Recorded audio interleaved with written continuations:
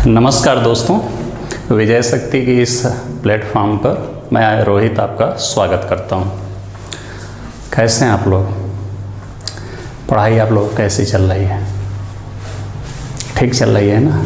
कोई दिक्कत हो तो बताइएगा, ठीक है?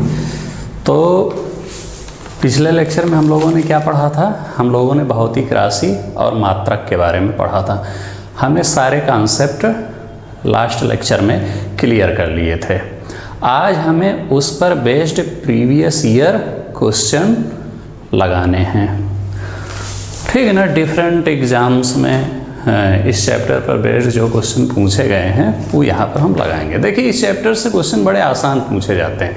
मैंने आपको पहले भी बताया था कि ये चैप्टर और इसके बाद वाला चैप्टर, ये दो चैप्टर बहुत आसान है, इसमें कोई खास कॉन्सेप्ट नहीं है। मेन कॉन्सेप्ट स्टार्ट होगा तीसरे चैप्टर से, ठीक है?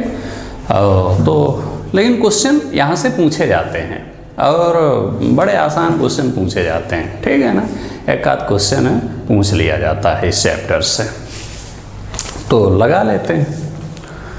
और मुझे जहाँ तक लगता है कि प्रीवियस ईयर जो क्वेश्चन पूछे गए हैं अभी तक, अगर आप उनको भी सॉल्व कर लेंगे तो इस चैप्टर पर बेस्ड अगर कोई भी क्वेश्चन पूछा जाएगा आपके एग्ज़ाम में, चाहे स्टेट पीसीएस में पूछा जाए, चाहे यूपीएससी में पूछा जाए, या अदर किसी भी एग्ज़ाम में पूछा जाए, उसको आप आसानी से सॉल्व कर लेंगे। बस प्रीवियस ईयर क्वेश्चन पेपर आप लगा लीजिए, ठीक है ना? आपको बताऊं, ये जो जनरल साइंस चैप्टर नहीं, ये जो जनरल साइंस वाला पोर्शन है, इसमें प्रीवियस ईयर क्वेश्चन लगाना बहुत ज़रूरी है। हूबहू क्वेश्चन रिवाइज हो जाते हैं। बिहार पीसीएस के एग्ज़ाम में तो पूरी संभावना रहती है कि मैक्सिमम क्वेश्चन जो है प्रीवियस ईयर ही रिवाइज हो जाएंगे।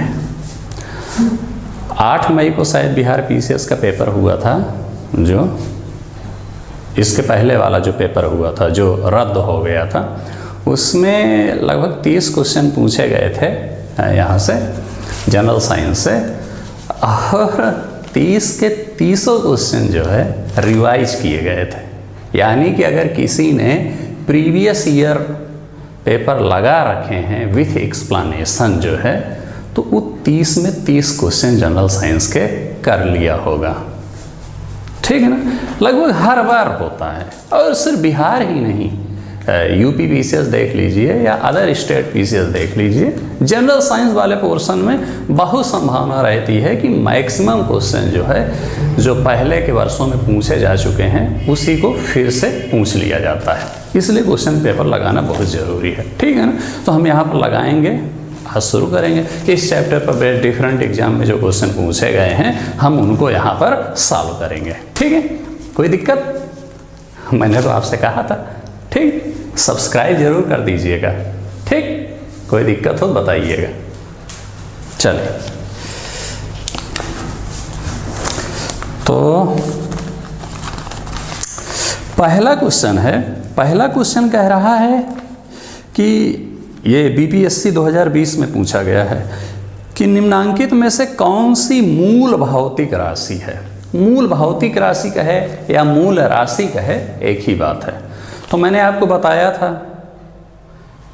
जब आपको मैं पढ़ा रहा था एमकेएस सिस्टम, सीजीएस, एफपीएस या एसआई सिस्टम, जब मैं आपको पढ़ा रहा था, तो वहाँ पर मैंने आपको बताया था मूल राशि और मूल मात्रक, दोनों के बारे में मैंने आपको वहाँ पर चर्चा किया था। MKS, CGS, FPS, SI. तो आपको याद होगा कि एमकेएस, सीजीएस और एफपीएस में तो 3 मूल राशि हुआ करती थी। कौन सी थी? लंबाई, द्रव्यमान और समय। लेकिन एसआई में 7 मूल राशि थी। 3 तो यही वाली थी, लंबाई, द्रव्यमान, समय, और 4 एक्स्ट्रा थी, वहाँ 7 थी। यानी कि कुल मिलाकर के आप ये जान लीजिए कि 3 + 4 7 मूल राशियाँ होती हैं, ठीक है ना? भाई 3 तो कॉमन है, 3 तो सब में, चारों में वही है। बाकी एसआई वाले में 4 एक्स्ट्रा है, तो 3 + 4 यानी कि कुल 7 मूल राशियाँ होती। कौन सी? लंबाई है, द्रव्यमान है, समय है, ताप है, विद्युत धारा है, ज्योति तीव्रता है और पदार्थ की मात्रा है। ये 7 एकदम आप रट लीजिए, ठीक है, कि 7 मूल राशियाँ, और इन्हीं 7 का आप मूल मात्रक भी रट लीजिए। क्वेश्चन में यही पूछेगा। तो कह रहा है कौन सी मूल भौतिक राशि? बल? जी नहीं, बल व्युत्पन्न राशि है। वेग? नहीं। विद्युत धारा? देखिए जब 7 आपको रटा रहेगा तो आप देखेंगे कि उस 7 में एक नाम विद्युत धारा भी है, यानी कह सकते हैं कि विद्युत धारा क्या है? मूल भौतिक राशि है। कार? जी नहीं, उन 7 में कार कहीं नहीं लिखा है, उन 7 में सिर्फ विद्युत धारा लिखा हुआ है। ठीक, तो पहले क्वेश्चन का ऑप्शन नंबर सी, कौन सी मूल भौतिक राशि है? विद्युत धारा। 7 आप याद कर लीजिए, एसआई वाले में जो 7 दिया हुआ है, और जब 7 आपको याद रहेगा तो आप टिक लगा लेंगे, हाँ भाई विद्युत धारा है। ठीक, चलिए दूसरा क्वेश्चन कह रहा है कि शक्ति का मात्रक क्या होता है? देखिए कुछ चीज़ तो आपको बताऊं कि जब इसको आप 2-4 बार लगा लेंगे तो आपको रट जाएगा कि शक्ति का मात्रक क्या है, कार्य का मात्रक क्या है, बल का मात्रक क्या है, और क्वेश्चन वही पूछेगा, आप खट से लगा दीजिएगा। ठीक है ना? क्या कह रहा है कि शक्ति का मात्रक क्या है? तो शक्ति का मात्रक एक तो आप रट लीजिए कि क्या होता है? वाट होता है। ठीक है ना? ऑप्शन में अगर कहीं दिखे वाट मार दीजिए। देखिए ये रटने वाला चैप्टर है बेसिकली, आपसे बताऊं। दूसरा एक चीज़ और होता है, मान लिया हमें किसी चीज़ का मात्रक निकालना है और हमें नहीं पता है, ठीक है ना? तो हमें क्या पता होना चाहिए? उसका फार्मूला पता होना चाहिए। अगर हमको फार्मूला पता है तो उससे हम मात्रक निकाल लेंगे। दूसरा क्वेश्चन है ये, तो शक्ति का निकालना है तो हमको पता होना चाहिए कि शक्ति बराबर होता है, क्या होता है? कार बटा समय। समझेंगे ना? ये शक्ति का फार्मूला है। अब अगर हमको शक्ति का मात्रक निकालना है तो क्या करेंगे? क्या करना है? शक्ति का मात्रक निकालना है हमको, कुछ नहीं करना है, लिख दीजिए यहाँ पर शक्ति का मात्रक। जहाँ कार्य लिखा हुआ है वहाँ लिख दीजिए कार्य का मात्रक।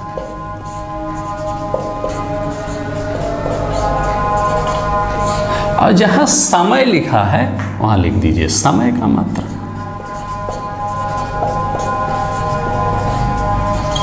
कुछ किया? कुछ नहीं किया। हमें फार्मूला पता है कि शक्ति बराबर होता है कार्य बटा समय, ये हमको फार्मूला क्लियर, ये पता होना चाहिए आपको। अब हमको कह रहा है कि शक्ति का मात्रक बताइए, तो शक्ति की जगह लिख दिया शक्ति का मात्रक, कार्य की जगह लिख दिया कार्य का मात्रक, समय की जगह लिख दिया समय का मात्रक। अब चूंकि शक्ति का मात्रक निकालना ही है तो इस पर तो कुछ चेंज करेंगे नहीं। कार्य का मात्रक आपको पता है? हाँ, ये पता होना चाहिए। कार्य का मात्रक होता है जूल, और समय का मात्रक क्या होता है? सेकंड। समझे? तो जूल बटा सेकंड, इसको ऐसे भी लिखा जा सकता है जूल प्रति सेकंड। समझेंगे? यानी शक्ति का मात्रक क्या होता है? जूल प्रति सेकंड। ऑप्शन में अगर जूल प्रति सेकंड लिखा हुआ है कहीं तो लिख दीजिए, ऑप्शन में जूल प्रति सेकंड नहीं। देखिए एक चीज़ और बताऊं, इसी जूल प्रति सेकंड को वाट भी कहा जाता है। क्या कहा जाता है? वाट। समझे? तो ऑप्शन में देख लीजिए, या जूल प्रति सेकंड लिखा होगा या वाट लिखा होगा। तो क्या लिखा हुआ है ऑप्शन में? ऑप्शन ए हर्ट्ज है, ऑप्शन बी वोल्ट है, ऑप्शन सी वाट है, ऑप्शन डी न्यूटन, यानी कि ऑप्शन सी वाट लिखा हो। अगर जूल प्रति सेकंड लिखा होता तो जूल प्रति सेकंड लगा देते हैं। ठीक है ना? चलिए, तो कुल मिला के आपको समझ में आ गया ना? कहीं भी जब मात्रक निकालना होगा धीरे धीरे देखिए, जब आप 2-4 बार लगाएंगे इसको तो आपको रट जाएगा कि शक्ति का मात्रक जूल प्रति सेकंड और वाट होता है। और मैं तो ये कहूँगा कि जैसे आप लगाते जाइएगा तो ये 2 चैप्टर, ये वाले और अगले वाले चैप्टर का आप इतने में रट लीजिए। ठीक है ना? अब आप कहेंगे सर कार का मात्रक हमें ना पता हो, तो कार का मात्रक ना पता हो तो कार का मात्रक भी निकालिए। वैसे फिर कार बराबर आपको पता होना चाहिए कि कार बराबर होता है बल गुणे विस्थापन। ठीक है ना? कार का मात्रक बराबर बल का मात्रक गुणे विस्थापन का मात्रक। वैसे करके कार का मात्रक निकालिए और इस पे पुट कीजिए, समय का मात्रक वो कीजिए। ठीक है ना? वही चीज़। अब मान लिया कि कोई क्वेश्चन है आ गया कि कार का मात्रक बताइए, तो हमको कार का फार्मूला पता होना चाहिए। फिर वो अलग जगह एक जगह कार का मात्रक पता करके इस पर लगा के कर देंगे, ठीक है ना। कुल मिलाकर के स्मार्ट स्टडी ये है कि आप इसको रट लीजिए एकदम।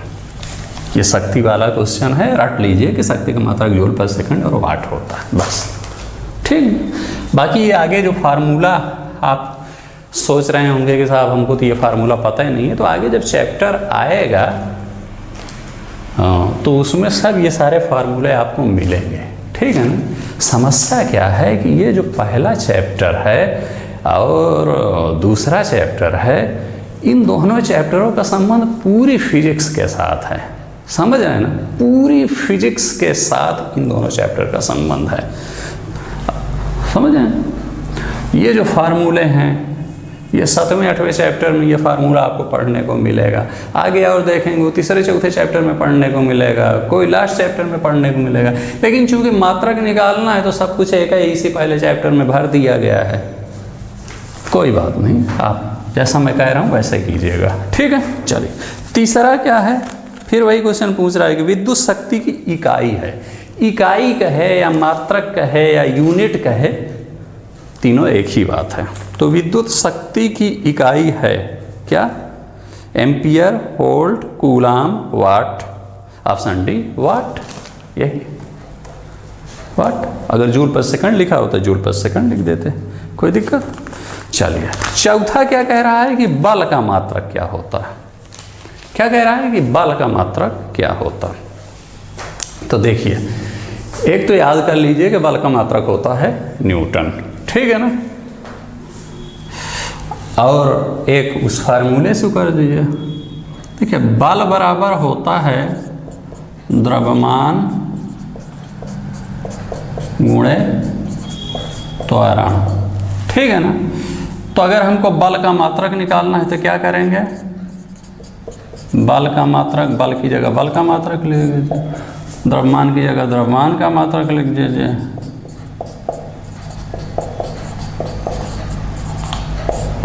त्वरण की जगह त्वरण का मात्रक लिख दीजिए।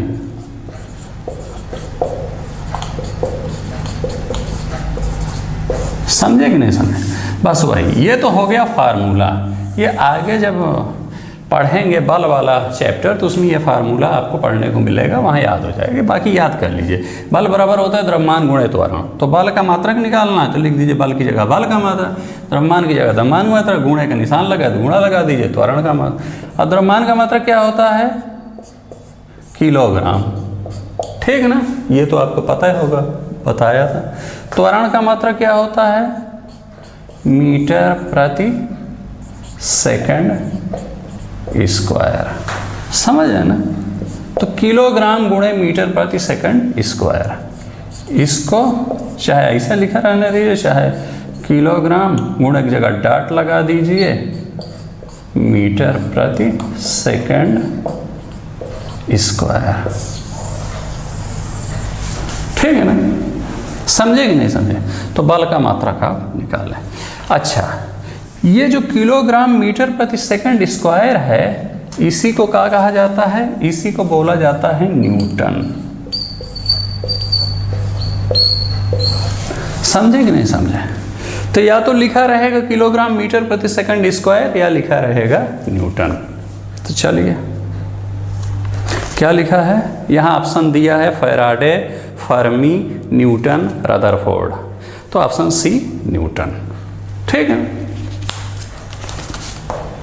अगर ये वाला ऑप्शन दिया होता तो ये लगा देते किलोग्राम मीटर पर सेकंड स्क्वायर, ठीक। चलिए कार का मात्रक क्या होता है, इसको भी वैसन करेंगे कि कार का मात्रक क्या होता है।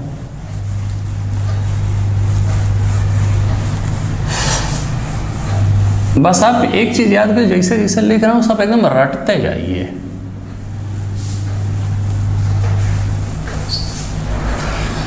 वहाँ बहुत ज़्यादा समय नहीं रहेगा कि आप मात्रक निकालिएगा एग्जाम में। कार का मात्रक निकालना है तो कार का फार्मूला होता है, मैंने आपको अभी भी बताया था, कार बराबर होता है बल गुणे विस्थापन। विस्थापन का मतलब वही होता है दूरी, ठीक ना, जो आप लंबाई दूरी ये पढ़ते थे वही है विस्थापन, ठीक ना।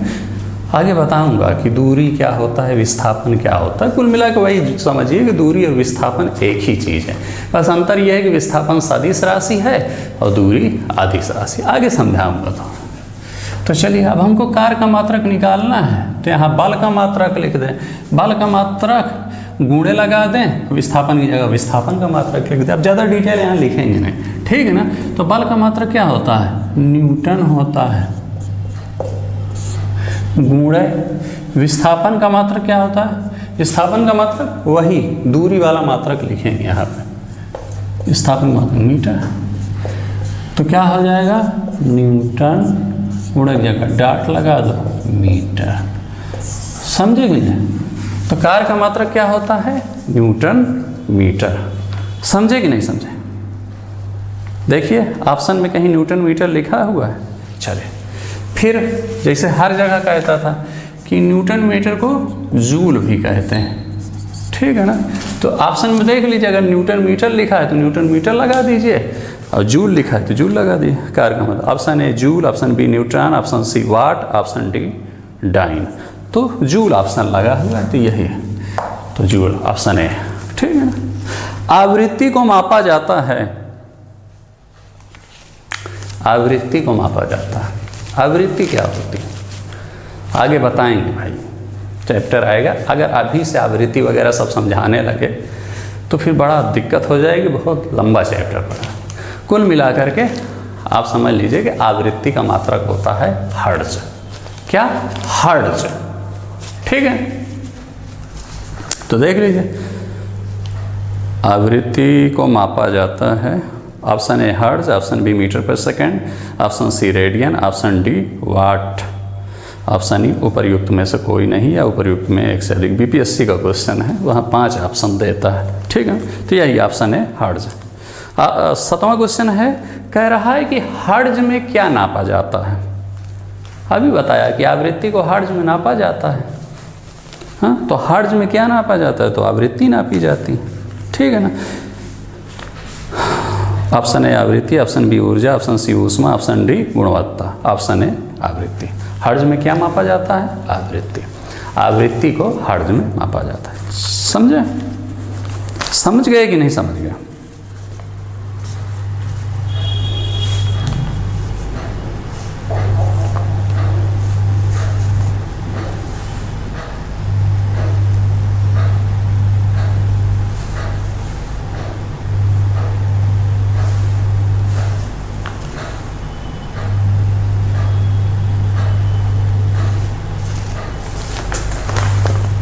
कह रहा है कि चालक की वैद्युत प्रतिरोधकता की इकाई क्या है।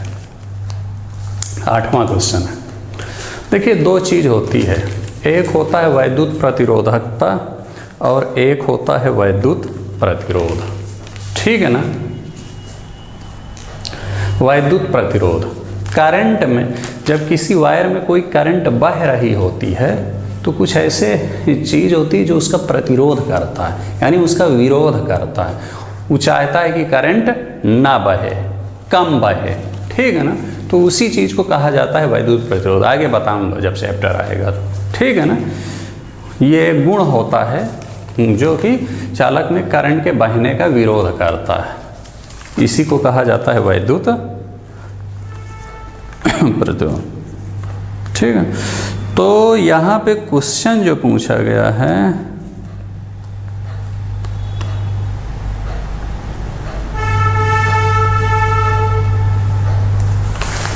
क्वेश्चन पूछा गया वैद्युत प्रतिरोधकता, वैद्युत प्रतिरोध नहीं पूछा गया, क्या कहा गया है, वैद्युत प्रतिरोधकता। देखिए वैद्युत प्रतिरोध जो होता है, क्वेश्चन नंबर कौन सा है, 8वां पर। वैद्युत प्रतिरोध का मात्रक होता है ओम। क्या, ओम। कुछ इसको ऐसे बना के लिखते हैं, आप सीधा समझ लीजिए। वैद्युत प्रतिरोध का मात्रक होता है ओम। लेकिन क्वेश्चन में वैद्युत प्रतिरोध का मात्रक नहीं पूछा गया है, वैद्युत प्रतिरोधकता का मात्रक पूछा गया है। तो चलिए निकालते हैं, फार्मूला से निकाल लेते हैं। मैंने तो आपको बताया था कि फार्मूला निकाल लेते हैं। देखिए वैद्युत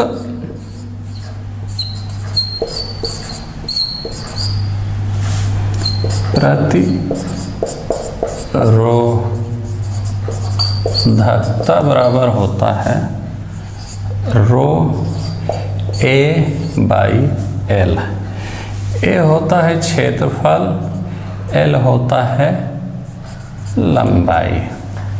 ये रो जो होता है एक कांस्टेंट है, ठीक है ना। और किसी भी कांस्टेंट का कोई मात्रक नहीं होता। कांस्टेंट यानी कि नियतांक, ये उल्टा 9 टाइप से लिखता है। 9 आप ऐसे बनाते हो और रो ऐसे बनाया जाता है, ठीक है ना। जैसे F बराबर G m1 m2 अपन r स्क्वायर, तो वहाँ पर G कांस्टेंट है। फिजिक्स में आप लोगों ने पढ़ा होगा हाई स्कूल इंटर में। तो कोई भी जो कांस्टेंट या नियतांक या स्थिरांक जो वैल्यू होती है उसका कोई मात्रक नहीं होता।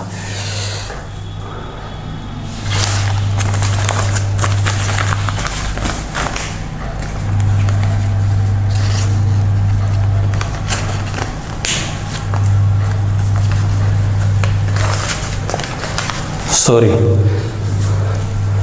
देखिए दिमाग थोड़ा सा खराब है।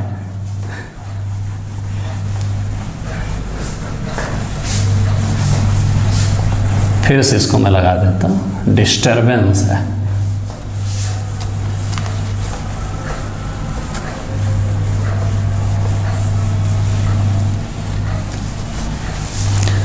वैद्युत प्रतिरोध और वैद्युत प्रतिरोधकता में दिक्कत कर गया।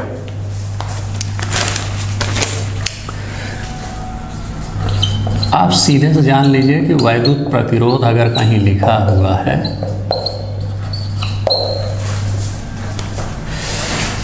तो उसका मात्रक होता है ओम, ठीक है ना। वैद्युत प्रतिरोधकता जो होता है, भूल जाइए, इससे पहले मैंने जो आपको पढ़ाया है, वैद्युत प्रतिरोधकता बराबर होता है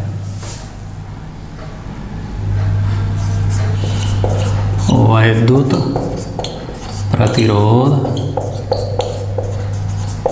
गुणे क्षेत्रफल बटे लंबाई। ये फार्मूला है। रो वगैरह सब भूल जाइए आप। वहाँ पे जो है थोड़ा सा मैं डिस्टर्ब था तो मैंने वहाँ पर आपको थोड़ा गलत बता दिया, ठीक है ना। ये जान लीजिए वैद्युत प्रतिरोधकता का फार्मूला होता है वैद्युत प्रतिरोध गुणे क्षेत्रफल बटा लंबाई।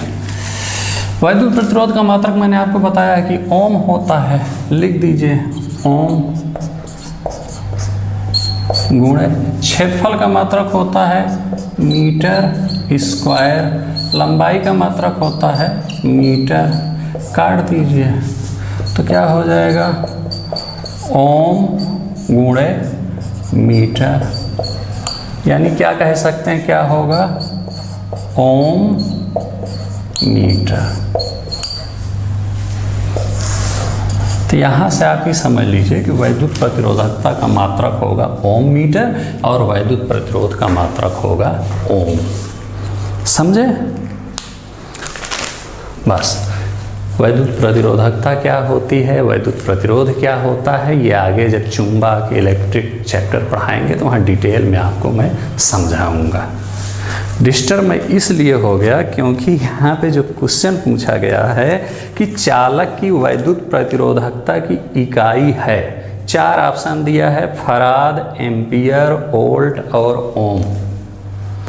देखिए ऊपर क्या लिखा है, वैद्युत प्रतिरोधकता।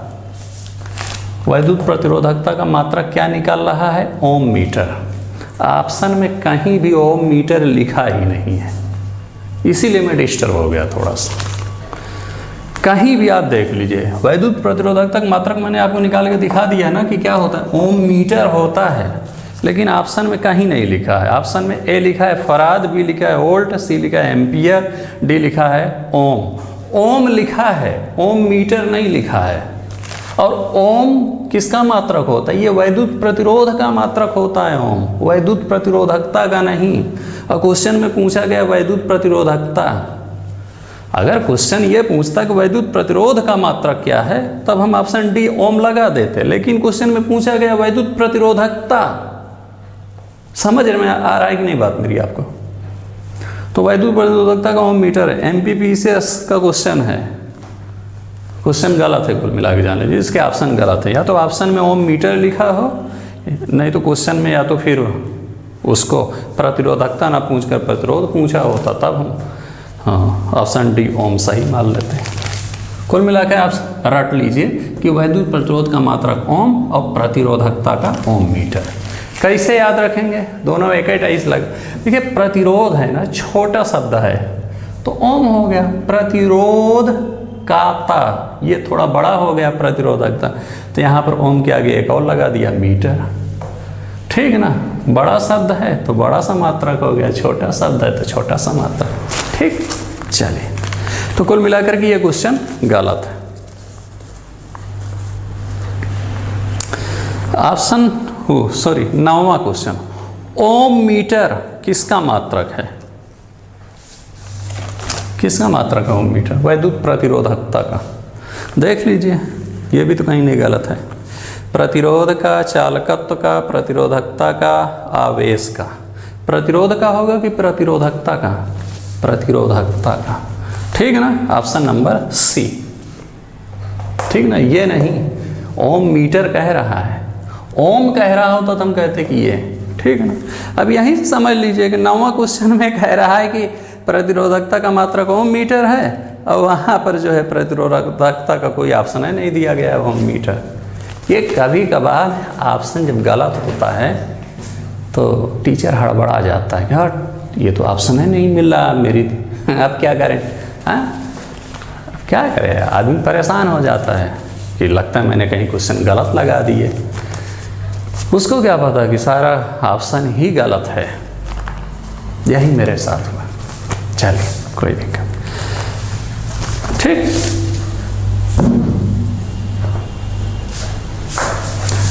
आप ये बताइए मुझे, प्रकाश वर्ष किसे कहते हैं? प्रकाश तो आपको पता है ना, प्रकाश का मतलब होता है लाइट। समझ है ना, सूर्य से लाइट निकल रही है, बल्ब से निकल रही है, मरकरी से रोड पर मरकरी लाइट लगी होती है। कुल मिलाकर के अब मुझे प्रकाश आपको पता है। प्रकाश वर्ष किसे कहते हैं? प्रकाश वर्ष।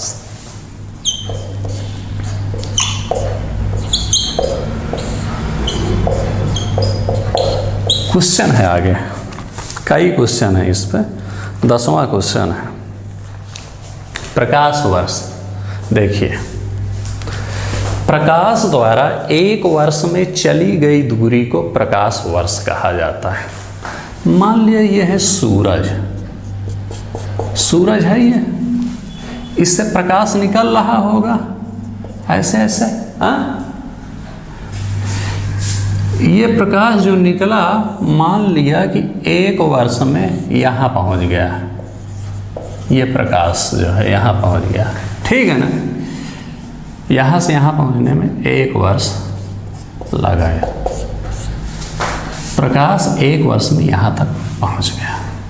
तो ये जो इसके बीच की ये जो दूरी होगी, इसी दूरी को कहा जाएगा प्रकाश वर्ष।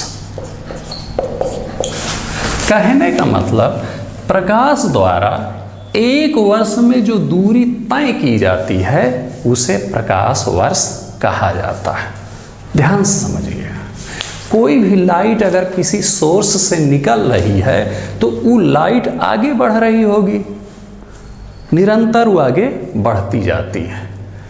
वो बढ़ी, 1 मिनट में थोड़ी आगे बढ़ी, 1 घंटे में आगे बढ़ी, 1 दिन में कहीं गई, 10 दिन में कहीं गई, 1 महीने में कहीं गई, 1 साल में कहीं गई। तो देख लेंगे कि 1 साल में जहाँ तक पहुँची, वो दूरी उसने जितनी तय किया, उस दूरी को कहा जाएगा एक प्रकाश वर्ष। क्या कहा जाएगा? एक प्रकाश वर्ष। समझे कि नहीं? अब इससे आपको थोड़ा सा इसमें कन्फ्यूजन हो जाता है कि जब प्रकाश वर्ष कहीं लिखा रहता है तो लगता है कि समय का मात्रक है, कुछ समय की बात कर रहा है। जी नहीं, प्रकाश वर्ष मात्रक होता है दूरी का।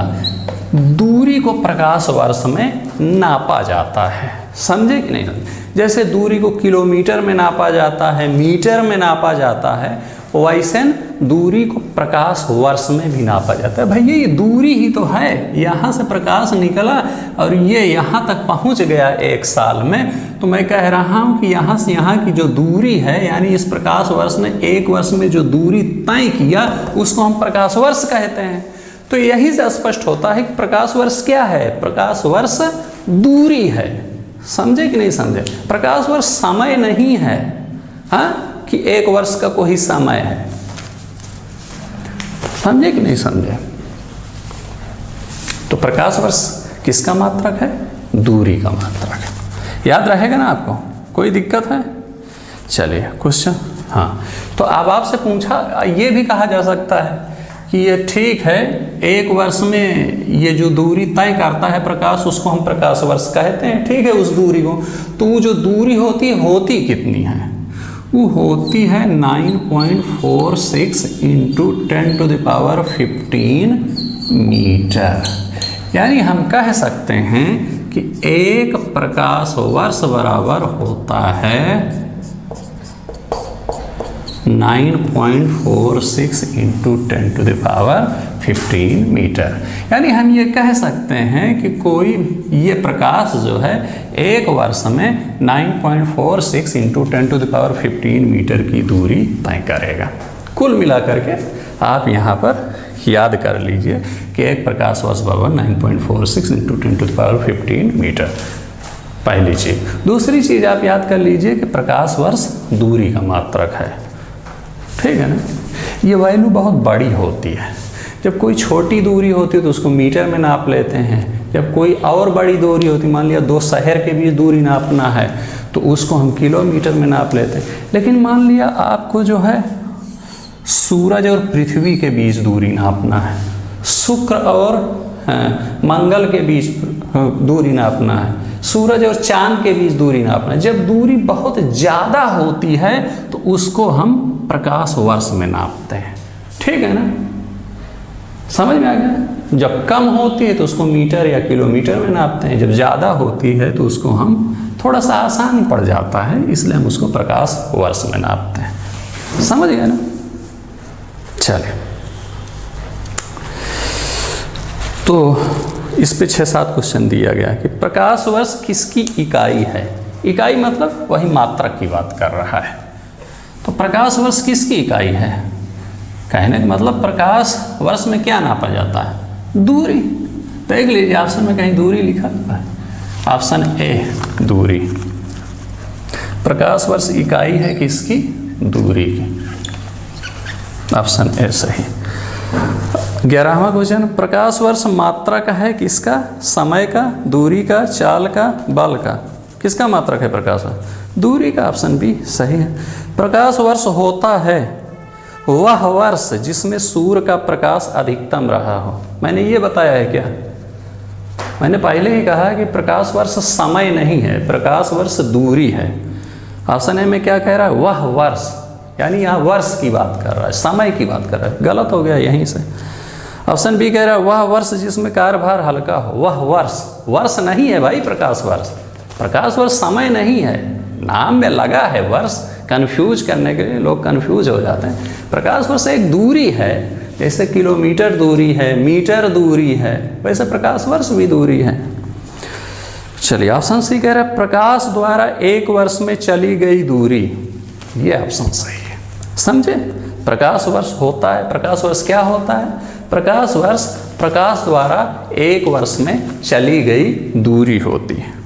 ठीक, मैंने आपको बताया था कि प्रकाश द्वारा 1 वर्ष में जो दूरी तय की जाती है उस दूरी को प्रकाश वर्ष कहा जाता है। तो ऑप्शन सी। ऑप्शन डी कह रहा है सूर्य तथा पृथ्वी के बीच की औसत दूरी को प्रकाश वर्ष कहते हैं क्या?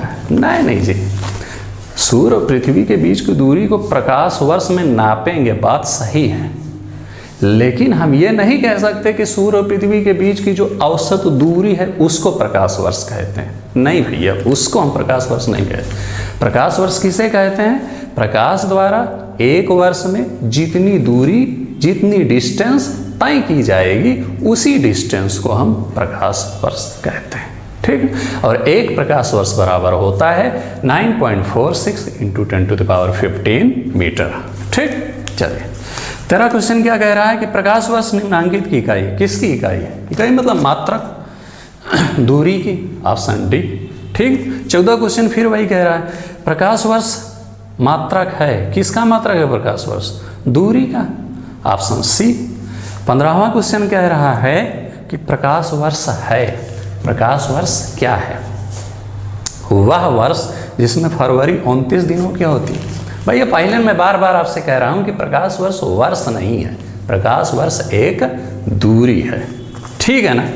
तो ये कहना कि वह वर्ष जिसमें फरवरी 29 दिन की होती है, 28 दिन की होती, ये सब फालतू की बात है।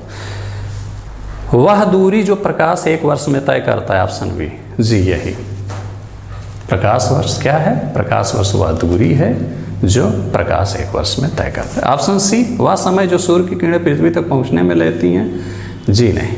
वह समय जिसमें अंतरिक्ष यान पृथ्वी से चंद्रमा तक पहुंचता है, जी नहीं। समय है ही नहीं है, प्रकाश तो दूरी है, तो वह समय, वह वर्ष, ये जहाँ लिखा हो तो पहले काट दीजिए, जहाँ लिखा हो वह दूरी उस पर ध्यान दीजिए और फिर देख लीजिए कि वह दूरी के आगे लिखा है कि नहीं कि प्रकाश एक वर्ष में जो दूरी तय करता है। चलिए 16वां क्वेश्चन क्या कह रहा है कि खगोलीय दूरियां प्रकाश वर्ष में नापे जाने का क्या कारण है? खगोलीय दूरी का मतलब होता है, मान लिया ये सूर्य है, ये पृथ्वी है, ये सब खगोलीय पिंड है, तो इनके बीच की जो दूरी नापी जाती है उसको हम प्रकाश वर्ष में क्यों नापते हैं, कह रहा है क्वेश्चन।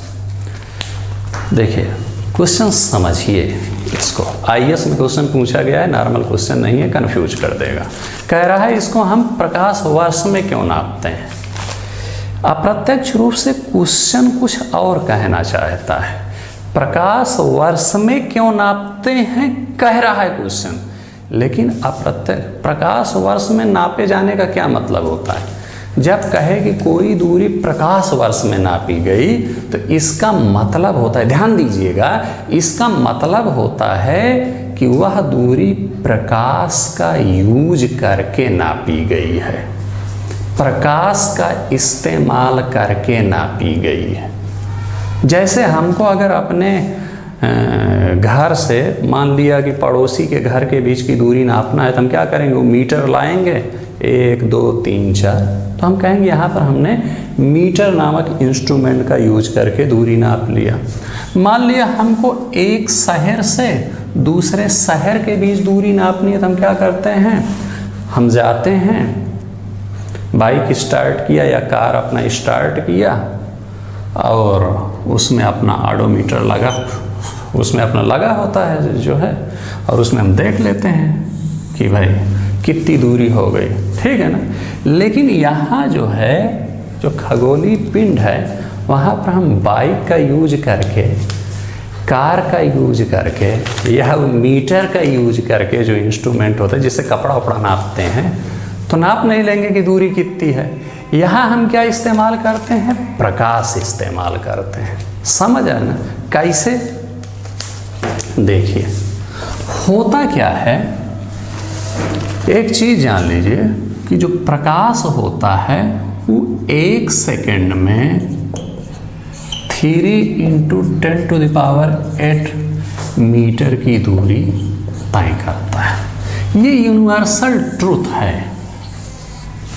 क्या है?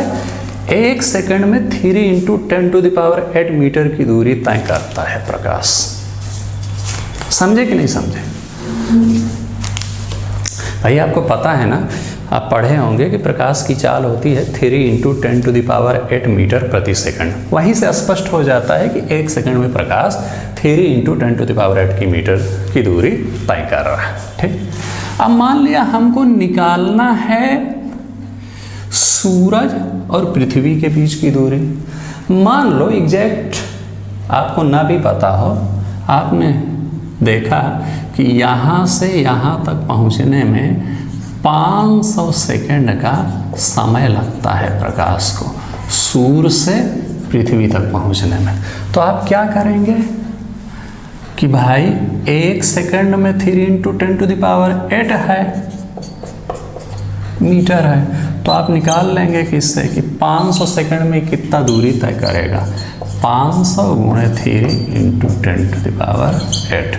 ये जो वैल्यू आएगी, इसी वैल्यू को कहा जाएगा कि सूर्य और पृथ्वी के बीच की दूरी यही है, 500 × 3 × 10⁸ मीटर।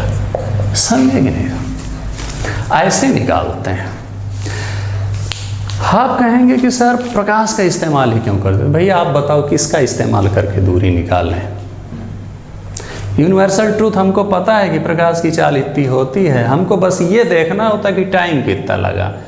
हमने मान लिया पता पाया कि 500 सेकंड का टाइम लगा, 500 को 3 × 10⁸ से मल्टीप्लाई करके आराम से हम निकाल सकते हैं। समझे कि नहीं?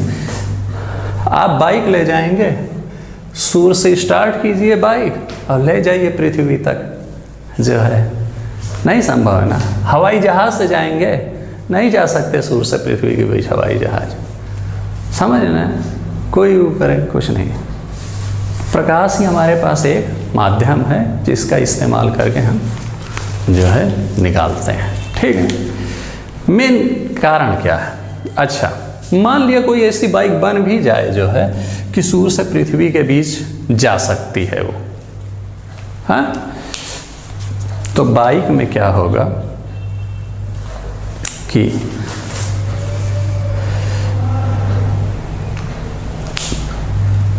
हालांकि उसमें तो वो लगा रहेगा, मशीन लगी रहेगी, वो आपको कैलकुलेट करके बता देगी।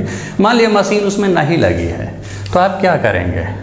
बाइक होती है कि पहले 10 मिनट में कुछ स्पीड है, दूसरे 10 मिनट में कुछ स्पीड है, तीसरे 10 मिनट में कुछ स्पीड है, उसकी स्पीड बढ़ती करती रहती है। जो प्रकाश होता है उसकी स्पीड कभी घटती बढ़ती नहीं है। क्या है?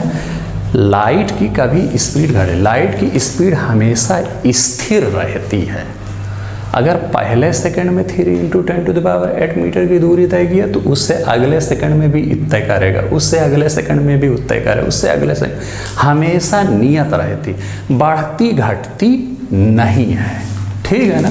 तो हमें जब बढ़ती घटती नहीं तो सीधा जो है हमें पता है कि हर सेकंड में 3 × 10⁸ मीटर होगी, तो हम सीधे करते हैं कि 500 × 3 × 10⁸ और आराम से हमारा क्वेश्चन सॉल्व हो। जरा सोचिए, अगर प्रकाश की स्पीड बढ़ती घटती होती कि मान लें पहले सेकंड में 3 × 10⁸ है, अगले सेकंड में 2 × 10⁸ है, फिर अगले सेकंड में 4 × 10⁸ है, तो फिर हमें क्या करना पड़ता? हर एक सेकंड का निकालना पड़ता कि पहले में इतनी, दूसरे सेकंड में इतनी, तीसरे सेकंड में इतनी, चौथे में इतनी, और पाँचवें में बहुत डिस्टर्बेंस हो जाता। समझ रहे हैं ना? तब हम फिर कोई और माध्यम ढूंढते हैं। अभी हमको एकदम पता है कि चूंकि प्रकाश की चाल स्थिर है। तो कुल मिलाकर के इस क्वेश्चन पर आते हैं। कह रहा है कि प्रकाशीय दूरियां प्रकाश वर्ष में नापे जाने का क्या कारण? 2 कारण है। एक कारण यह है कि दूरी बहुत ज़्यादा होती है, उसको नॉर्मल इंस्ट्रूमेंट से हम नहीं नाप सकते। ठीक है ना? चूँकि प्रकाश वर्ष की वैल्यू बहुत ज़्यादा होती है, वहाँ की दूरी भी बहुत ज़्यादा होती है, इसलिए हम प्रकाश वर्ष यूज करते हैं। दूसरा कारण क्या होता है? जो अप्रत्यक्ष रूप से इसमें छिपा हुआ है। अगर ये ऑप्शन दिया है तो आप ये वाला ऑप्शन लगा दिए। दूसरा, प्रकाश की चाल स्थिर होती है, कांस्टेंट होती है, बदलती नहीं है, इसलिए हम प्रकाश वर्ष यूज करते हैं। प्रकाश वर्ष यूज करने का मतलब प्रकाश यूज करते हैं। समझ है ना? चूंकि वो घटती बढ़ती नहीं है, बदलती नहीं है प्रकाश की चाल। तो ऑप्शन में देख लीजिए, कहीं लिखा है कि बहुत ज़्यादा दूरी होती है, चारों ऑप्शन में कहीं नहीं लिखा। लिखा है तारकीय पिंडों के बीच की दूरियां परिवर्तित नहीं होती, तारकीय पिंडों का गुरुत्व तो परिवर्तित नहीं होता, प्रकाश सदैव सीधी रेखा में यात्रा करता है, प्रकाश की स्पीड सदैव एक समान हो। देखिए यही मैंने दो चीज़ बताया था कि दूरी बहुत ज़्यादा होती इसलिए यूज करते हैं प्रकाश वर्ष का, और दूसरा मैंने बताया था चूँकि प्रकाश की स्पीड जो है स्थिर होती है, कांस्टेंट होती है, एक समान होती है हमेशा, इसलिए यूज करते। तो उन दोनों में से एक ऑप्शन यहाँ दिया हुआ है डी ऑप्शन, कि प्रकाश की स्पीड सदैव एक समान होती है। ठीक, तो ऑप्शन डी लगा दीजिए। ठीक, 16वां क्वेश्चन ऑप्शन डी। प्रकाश वर्ष क्यों यूज करते हैं? प्रकाश वर्ष इसलिए यूज करते हैं क्योंकि प्रकाश की स्पीड एक समान होती है। अगर स्पीड एक समान, भाई अभी बाइक का यूज करेंगे तो बाइक की स्पीड अभी कुछ है, अगले सेकंड कुछ हो गई। कार का यूज करेंगे, उसकी स्पीड हमेशा घटती बढ़ती रहती। हालांकि ये तो एक हाइपोथेटिकल बात है, दो ग्रहों के बीच दूरी नापने के लिए बाइक और कार का इस्तेमाल हम ऐसे भी नहीं कर सकते, बहुत ज़्यादा दूरी होती है भाई, कौन जाएगा बाइक से बैठ कर। हमारे पास एक है ऑप्शन है प्रकाश, और बढ़िया रास्ता है। प्रकाश में भी अगर प्रकाश की घट बढ़ रही होती तब हम नहीं यूज कर पाते।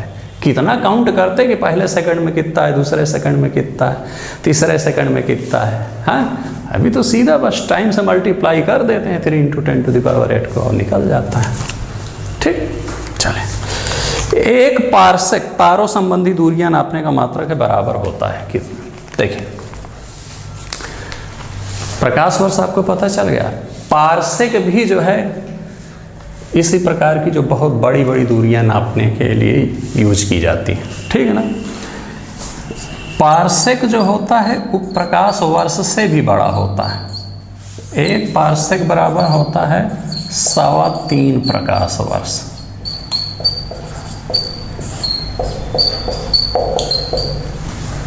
समझोगे ना, एक पारसेक कितना होता है? 3.25 प्रकाश वर्ष के।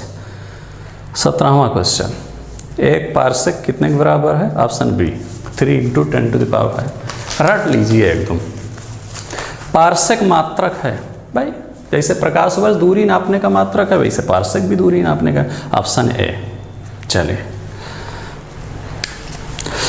19, माप की कौन सी इकाई को 0.39 से गुणा करने पर इंच प्राप्त होता है?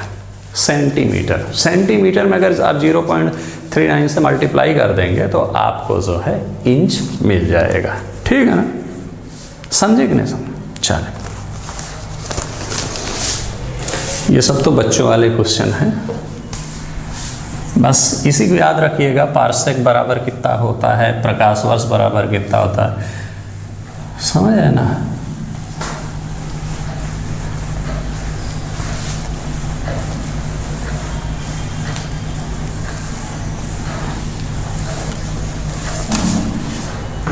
क्वेश्चन कह रहा है कि 6 फीट लंबे व्यक्ति की ऊंचाई नैनोमीटर में कैसे व्यक्त की जाएगी, ये क्वेश्चन दिया है। कुल मिलाकर के सीधा सीधा ये है कि 6 फीट बराबर कितने नैनोमीटर होंगे ये हमको पता करना है। समझे कि नहीं समझे? तो दो चीज़ आप जान लीजिए, उससे आप निकाल लेंगे। एक चीज़ जान लीजिए कि 1 नैनोमीटर बराबर होता है 10⁻⁹ मीटर। ठीक, इतना आपको पता है। और 1 फीट बराबर होता है, फीट कहें या फुट कहें एक है बात है, 0.305 मीटर। अगर आपको ये दो वैल्यू पता है कि 1 फीट बराबर 0.305 मीटर और 1 नैनोमीटर बराबर 10⁻⁹ मीटर, तो इन दोनों वैल्यू की सहायता से आप पता कर लेंगे कि 6 फीट बराबर कितना नैनोमीटर होगा। प्रयास कीजिएगा। जो लोग मैथ के स्टूडेंट होंगे वो तो बहुत आसानी से लगा लेंगे। ठीक, अरे कक्षा 8 तक तो मैथ पढ़ी होगी ना, आराम से लग जाएगा। ठीक, चलिए, वैसे इसका आंसर आएगा लगभग 183 × 10⁻⁷ नैनोमीटर। समझे क्या है? 6 फीट बराबर कितना होगा? 183 × 10⁻⁷ नैनोमीटर। कौन सा? Option C. सॉल्व कीजिएगा, ये दो वैल्यू याद रखिएगा। ठीक है ना, ये वाली और ये वाली, और इधर उधर करके जब निकालेंगे तो यही आंसर आएगा। ठीक, अगला क्वेश्चन क्या कह रहा है? अगला क्वेश्चन कह रहा है कि 1 नैनोमीटर बराबर कितना होता है? तो मैंने आपको अभी बताया कि 1 नैनोमीटर बराबर होता है 10⁻⁹ मीटर। लेकिन यहाँ आप ऑप्शन में देखिएगा, मीटर में कोई ऑप्शन नहीं दिया गया, सब सेंटीमीटर में दिया गया। तो जरा ये बताइए कि मीटर को सेंटीमीटर में बदलने के लिए क्या करते हैं? मीटर को सेंटीमीटर में बदलने के लिए 100 से गुणा कर देते हैं। तो गुणा कर दीजिए 10⁻⁹ गुणे 100। ये क्या हो जाएगा? 10⁻⁹ गुणे 100 को लिख सकते हैं 10⁻², बिल्कुल लिख सकते हैं। इसको जब सॉल्व करेंगे तो आएगा 10⁻⁷ सेंटीमीटर। यानी ये कह सकते हैं कि 1 नैनोमीटर बराबर होता है 10⁻⁷ सेंटीमीटर। Option number B. ठीक है, दोनों क्वेश्चन लग गए नैनोमीटर बराबर। हाँ, कोई दिक्कत? चलिए, कोई दिक्कत नहीं है।